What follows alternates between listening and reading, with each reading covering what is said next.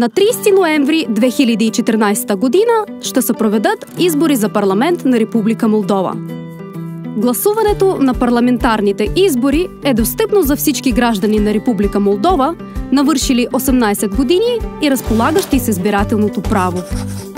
Избирателят може да бъде включен само в един избирателен списък за само един избирателен участък. Избирателят, разполагащ с местоживеене и с местонахождение, през периода на валидността на местонахождението се включва в избирателния списък на изборния участък по местонахождението.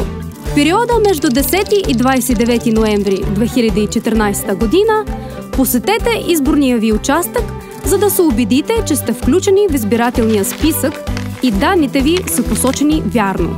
Също така, избирателните списъци могат да се проверят на сайта на Централната избирателна комисия на Република Молдова www.cek.md.